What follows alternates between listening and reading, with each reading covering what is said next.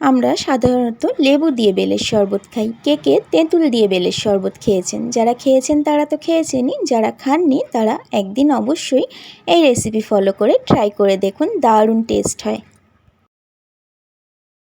আসসালামু আলাইকুম everyone, welcome back to Ishan's mom happiness channel. আজ বানাবো তেঁতুল দিয়ে বেলের শরবত। তার জন্য বেলগুলোকে এইভাবে করে ভেঙে নিয়েছি। এরপর বেলের শাঁসগুলোকে একটা চামচের সাহায্যে এইভাবে করে বার করে নেব।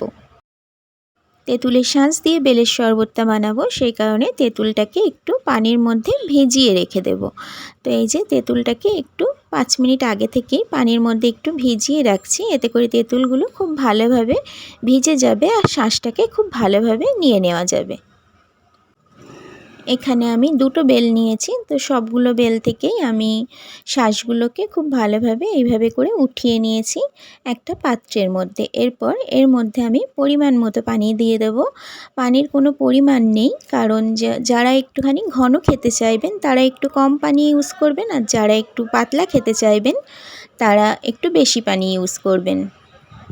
আমি খুব বেশি ঘনও বানাবো না, আবার খুব বেশি পাতলাও বানাবো না।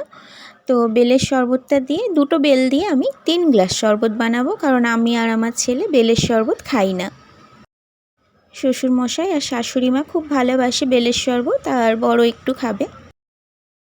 বেলের শাঁসগুলোর মধ্যে পানি দিয়ে এইভাবে হাতের সাহায্যে আমি শাঁসগুলোকে এইভাবে করে বার করে নেব,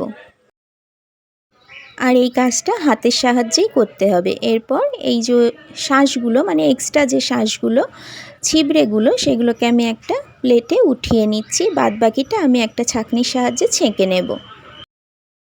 রমজান মাস, এটা আপনারা ইফতারে রাখতে পারেন। এটা ভীষণই একটা হেলদি জুস, আর গরম তো পড়েই গেছে, গরমের দুপুরেও এই শরবতটা ভীষণ ভালো লাগবে খেতে। হাতের সাহায্যে বড় বড় ছিবড়েগুলোকে উঠিয়ে ফেলে দিয়েছি, আর বাদবাকিটা একটা ছাঁকনির সাহায্যে এইভাবে করে আমি ছেঁকে নিচ্ছি। বেলের শরবতটা যেহেতু একদম চিনির শরবতের মতো পাতলা হয় না, একটু অনেকটা শাঁস থাকে, সেই কারণে ছাঁকনির সাহায্যে পড়তে চাইছিল না। তো আমি এই রকম একটা চামচ দিয়ে এইভাবে করে ছেঁকে নিচ্ছিলাম। সম্পূর্ণটা একইভাবে ছেঁকে নেব। ছাঁকা হয়ে গেছে। ওই যে তেঁতুলটাকে ভিজিয়ে রেখেছিলাম পানির মধ্যে, হাতের সাহায্যে ওটাকেও একটু শাঁসগুলোকে আমি বার করে নেব।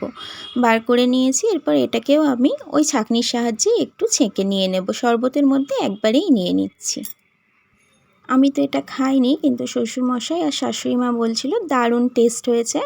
তো আপনারা অবশ্যই এইভাবে একবার তেঁতুল দিয়ে ট্রাই করে দেখতে পারেন। তেঁতুলের পাল্পটাকে ছেঁকে দিয়ে দিয়েছি। এরপর চিনিরও কিন্তু কোনো পরিমাপ নেই, কারণ কোনো কোনো বেল একটু বেশি মিষ্টি হয়, আবার কোনো কোনো বেল একটু কম মিষ্টি হয়। তো এই বেলটা মোটামুটি মিষ্টিই ছিল।